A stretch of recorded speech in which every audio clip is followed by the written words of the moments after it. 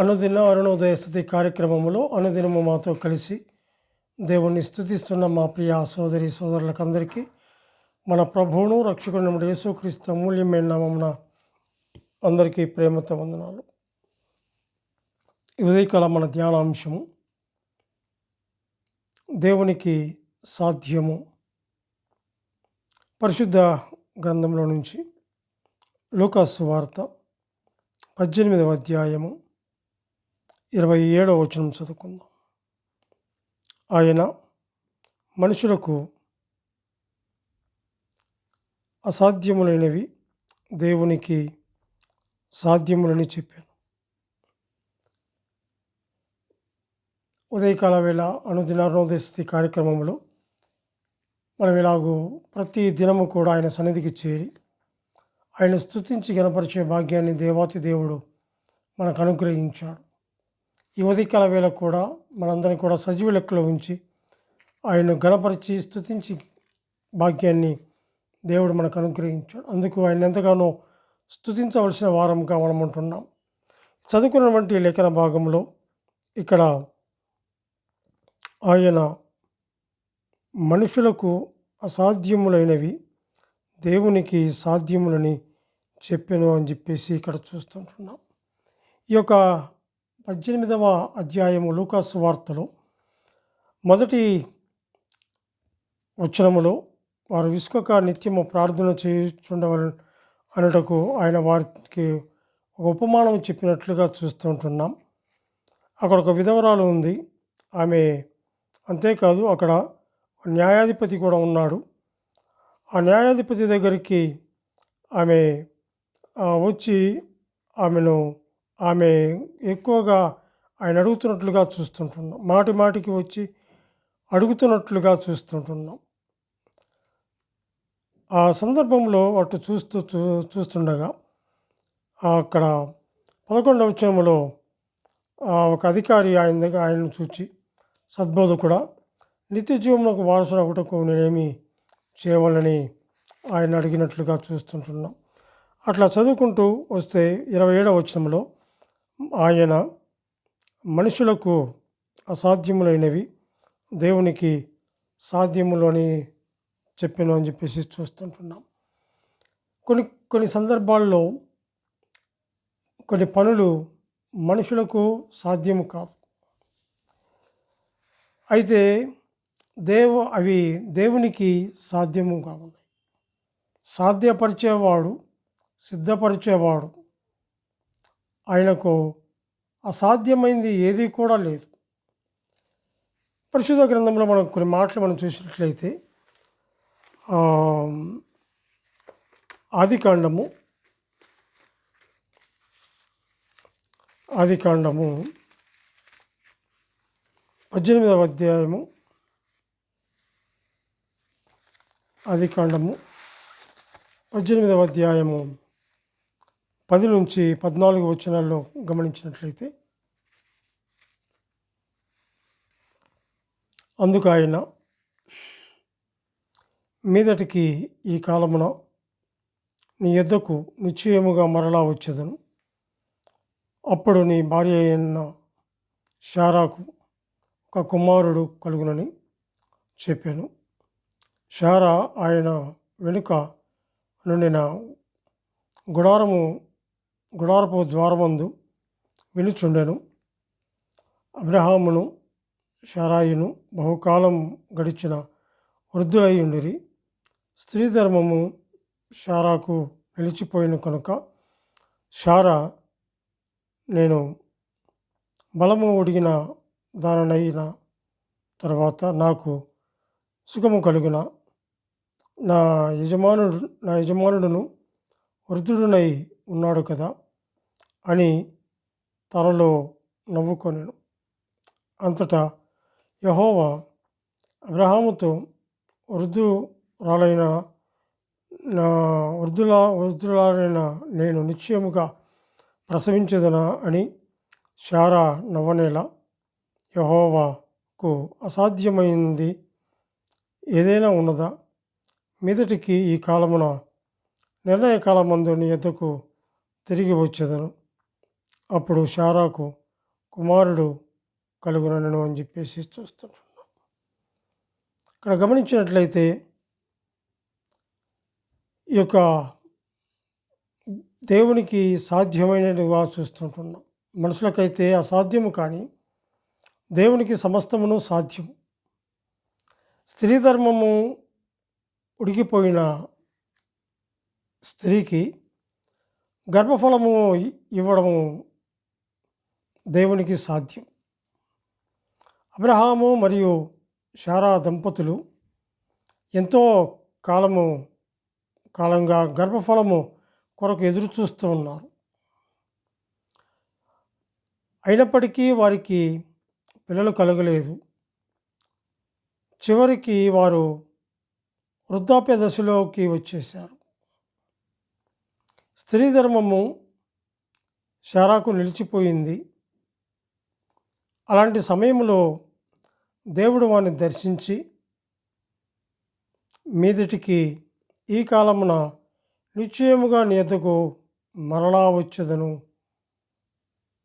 అని చెప్పినట్లుగా చూస్తుంటున్నాం.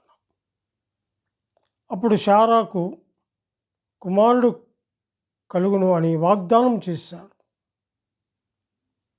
మాకు బలము ఉడికిపోయిన తర్వాత ఈ కార్యము సాధ్యమా అని సందేహాన్ని శారా వ్యక్తపరిచినట్లుగా చూస్తుంటున్నాం. అయితే మనుషులకు అది అసాధ్యము, కానీ దేవునికి సాధ్యం. దేవునికి సాధ్యం. దేవుడు చెప్పిన నిర్ణయ కాలములో వారికి ఒక చక్కని కుమారుని అనుగ్రహించాడు. అక్కడ ఆదికాండము 21వ అధ్యాయము 1-3 వచనాలు చదువుకుందాం. యెహోవా తాను చెప్పిన ప్రకారము శారాను దర్శించెను. యెహోవా తానిచ్చిన మాట చొప్పున శారాను గూర్చి చేసెను. ఎట్లనగా దేవుడు అబ్రహాముతో చెప్పిన నిర్ణయ కాలంలో శారా గర్భవతి అయి అతని ముసలితనమందు అతనికి కుమారుని కనెను. అబ్రహాము తనకు పుట్టినవాడును తనకు శారా కనినవాడునైన తన కుమారునికి ఇస్సాకు అను పేరు పెట్టెను అని చెప్పేసి చూస్తుంటున్నాం. 6వ వచనంలో చూసినట్లయితే, అప్పుడు శారా దేవుడు నాకు నవ్వు కలుగచేసెను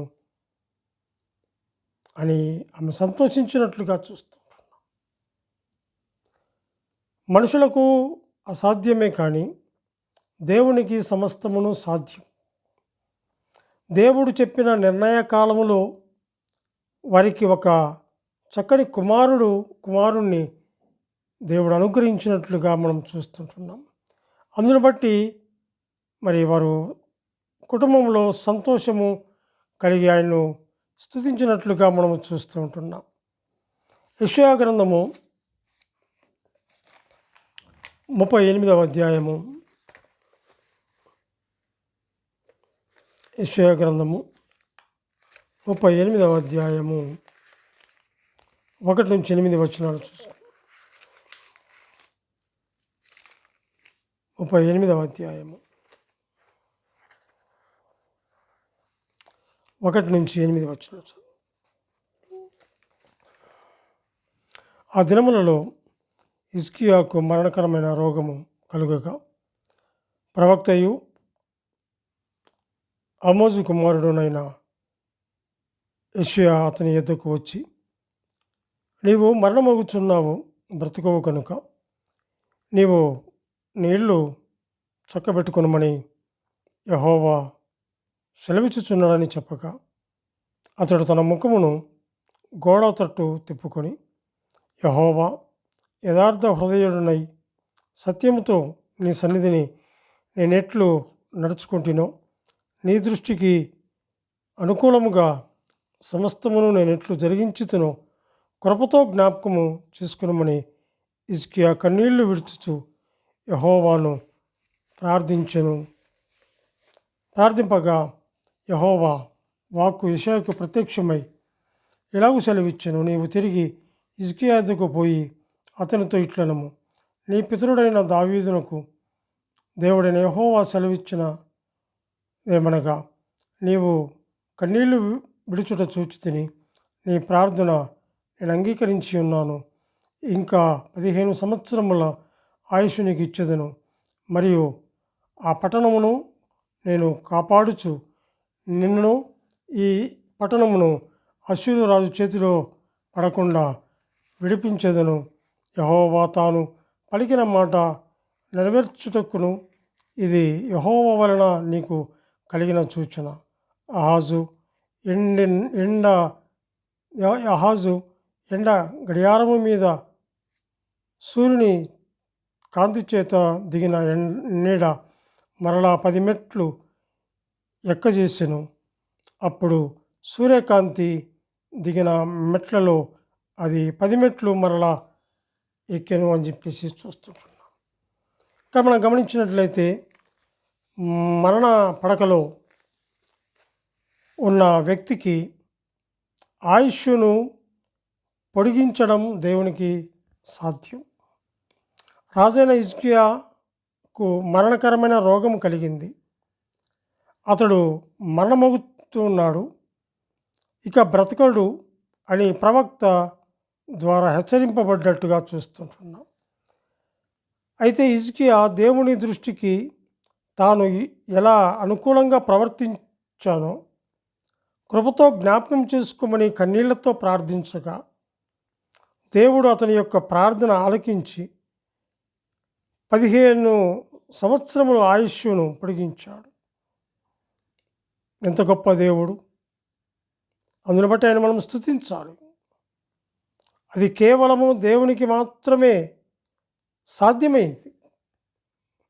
ఒకవేళ వైద్యులు మీ గురించి కానీ మీ బంధువుల గురించి కానీ ఇక బ్రతకరు, వారికి వైద్యము చేయడం కష్టమని చెప్పినప్పుడు కన్నీటితో ప్రార్థించండి. ఆయుష్ పొడిగించడం దేవునికి సాధ్యం. ప్రియ సోదరి సోదరుడా, ఒకప్పుడు 2016లో నన్ను కూడా దేవుడు మరణము నుండి, మరణ ఛాయ నుండి, మరణ పాశము నుండి నన్ను తప్పించాడు. 3 దినాలు వెంటిలేటర్లో ఉన్నాను, 25 రోజులు ఐసీలో ఉన్నాను. దేవుడు నన్ను కాచి కాపాడాడు. 2016లో ఒక ఆపరేషన్, 2018లో ఒక ఆపరేషన్ జరిగింది. దేవుడు కృప చూపించాడు. దేవుడు జ్ఞానం ఇచ్చాడు డాక్టర్కు. పరమ వైద్యుడైనటువంటి ఆయన, పరమదేవుడైనటువంటి ఆయన డాక్టర్కు జ్ఞానం ఇచ్చాడు. ఆయన చేశాడు. కానీ ఒక దినము నేను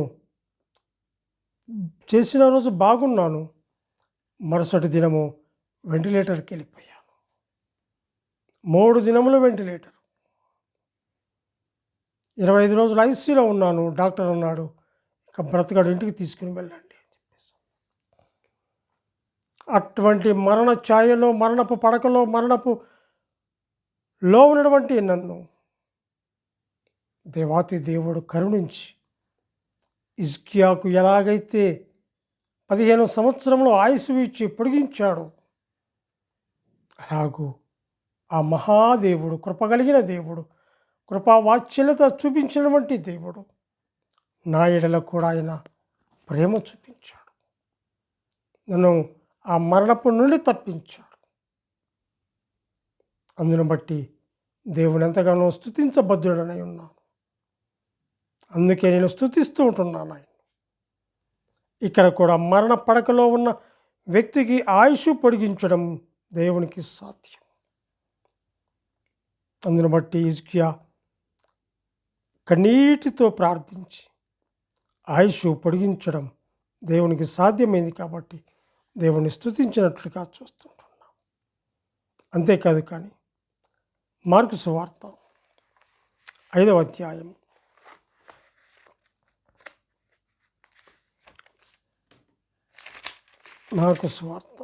5వ అధ్యాయము 25 నుంచి 34 వచనాల్లో గమనించినట్లయితే అక్కడ కూడా మనము 12 ఏళ్ల నుండి రక్తస్రావ రోగము కలిగిన ఒక స్త్రీని మనము చూస్తాం. వైద్యులు బాగు చేయలేని రక్తస్రావ రోగమును బాగు చేయడం దేవునికి సాధ్యమే. ఒక స్త్రీ 12 సంవత్సరాల నుండి రక్తస్రావంతో బాధపడుతుంది. ఆమె ఎంతో మంది వైద్యుల దగ్గరికి వెళ్ళింది. ఎంతో తనకు ధనము ఖర్చు పెట్టింది. తన రోగమును బాగు చేసుకోవడం కోసం తనకున్న ధనమంతా వ్యయం చేసుకుంది. కానీ ప్రయోజనం లేదు. విశ్వాసముతో యేసు దగ్గరికి వచ్చి ఆయన వస్త్రపు చెంగు ముట్టగానే ఆమె రోగము స్వస్థపరచబడింది.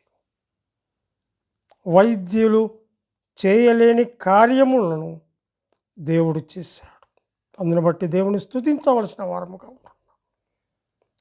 ఇది సాధ్యము కాదు అని ఆశలు కోల్పోయిన పరిస్థితుల్లో సమస్తము సాధ్యము చేయగలిగిన సమస్తమునకు ఆధారభూతుడైనటువంటి ఆయన యందు విశ్వాసముంచు ఆయన ఆమె పట్ల జాలి కలిగి అమ్మా నీ విశ్వాసమును రక్షించింది అని చెప్పినప్పుడు ఆమె సంతోషించినట్లుగా చూస్తాం. ఆయన మీ పట్ల నా పట్ల కార్యాలు జరిగించే దేవుడుగా ఉంటున్నాడు. అందును బట్టి మనం ఆయన్ను స్తుతించవలసిన వారముగా ఉంటున్నాం. దేవునికి సాధ్యమైంది ఏదీ లేదు.